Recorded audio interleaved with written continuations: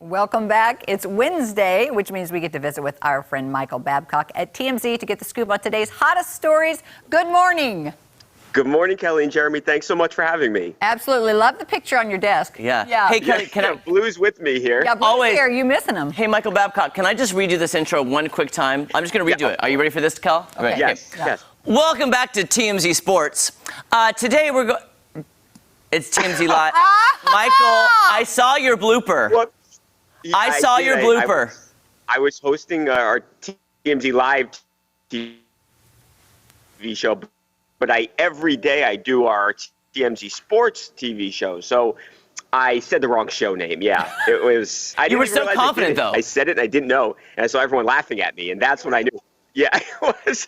I tried to play it off, but I saw everyone was laughing at me, and I'm like, why are they laughing at me? And then I realized it happens. The first day of this show, I said the wrong name. Yeah, we do it all the time. Yeah, we do it. Yeah. But Michael was very confident. Else. And he's like, what are you guys laughing at? I got this. Ain't no problem. And they're like, dude, this is TMZ Live. Come on. Oh, my goodness. Well, let's talk about Tiger Woods. He's back in L.A. Yeah, this is a big deal. Not so much because Tiger's back in L.A. Obviously, L.A. is where that really terrible crash happened late February. But the fact that Tiger Woods, after sustaining this really terrible injury, I remember it was a compound fracture to the lower leg, bones protruding, not to get too graphic, but it was a very serious injury, something where they had to literally save Tiger's leg. That was the first concern. That's how bad the situation was on the ground after he was rushed to the hospital, has, a bunch of surgeries, and then they are able to eventually, a few weeks after the accident, fly him back to Florida. Well, he's been rehabbing really hard in Florida, and now to actually have been cleared by a doctor to get back on a plane, and then when he gets off the plane, we see him, and yeah, he has crutches on, but he's putting weight, he's putting pressure on the leg, and he's using it to walk. And again, it only being like 120-ish days since this accident happened, I think it's miraculous how far Tiger has come. And I think the people who said Tiger Woods is never going to return to the golf course, I think a lot of people might be changing their mind after seeing how fast he seems to be progressing and coming back from this devastating injury. So it's good news if you want to see Tiger back on the golf course, or even just being able to be a dad and play with his kids and move around, and this is a positive story. Well, if somebody tells you you're never going to walk again or play golf again, Tiger's an overachiever too, and you would think that would just give you motivation to, oh yes, I will. Yeah, I think that's a great point, Kelly. I mean, this guy is one of the ultimate competitors, and I think he's probably fueled by people saying he can't do it. Right, Michael, did they ever determine what the cause of the accident was?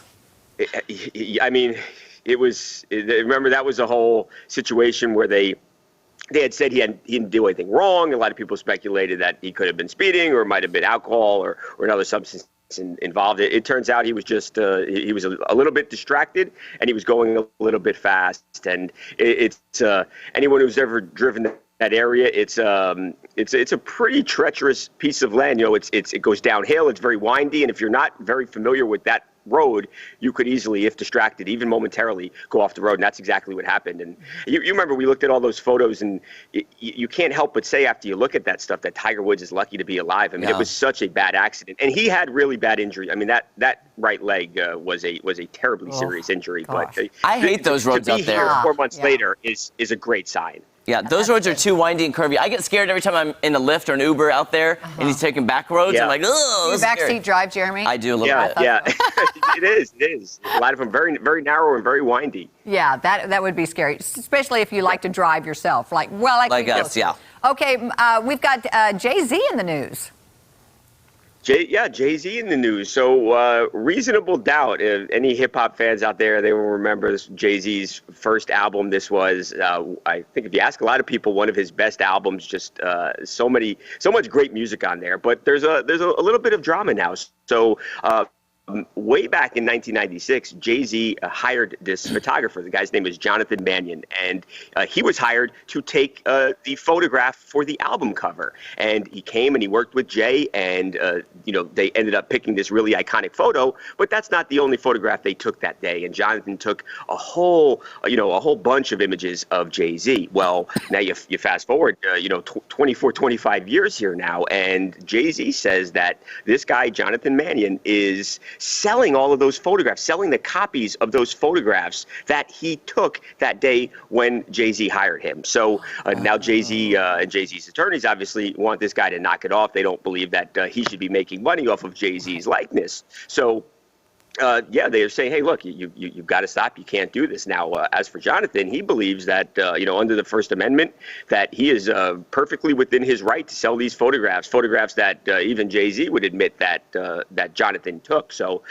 this looks like it's headed for a battle in court, and we'll see who wins. But very interesting story. Yeah, that is. I'm just curious who do you think will win? Because I see both sides now. Yeah, I After you explained it, Michael, I was like, I can see both sides. Yeah, I did Right, too. because he took the photographs. Yeah, I don't know. I don't know. I'll go with Jay-Z. Jay-Z, deep pocketbooks. Well, there you go. Sounds like there needs to be That's a- my opinion, and not having spent a single day in law school, though. Well, yeah. I mean, it just sounds like you got to have a contract now with your photographer. Well, see, that's right off the what bat. agreement did they Yeah. sign? Yeah. Like Right, intellectual right, property, Yeah. who owns the photos afterwards. exactly. I've even done that before Right. with Yeah. photo shoots. Yeah. Like who owns the photos? I've done that. So Yeah. Right. Okay, Yeah. what else do you have, Michael?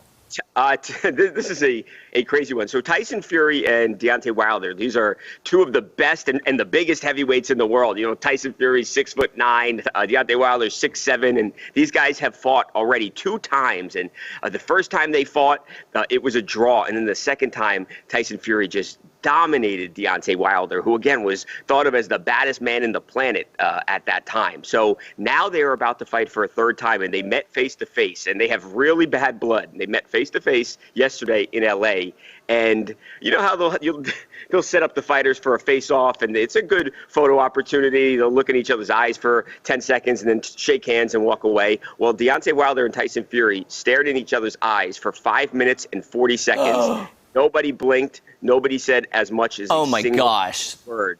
And it was the most awkward thing that I've ever watched. And, I was finally- just thinking that. Oh, how long? 5 Jeremy, minutes? It was so strange. I've never seen anything like it. And their people were trying to intervene and get them to stop. But they're 2 massive, strong guys. If they don't want to be moved, they're not going to be moved. And they just kept staring in each other's eyes. And it was very intense. That's weird.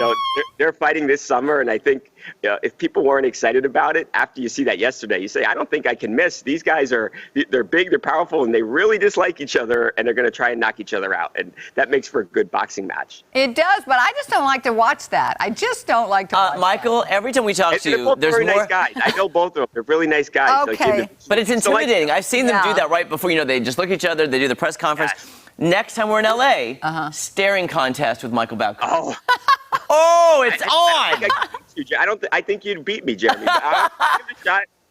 I always start laughing. Yeah, me too.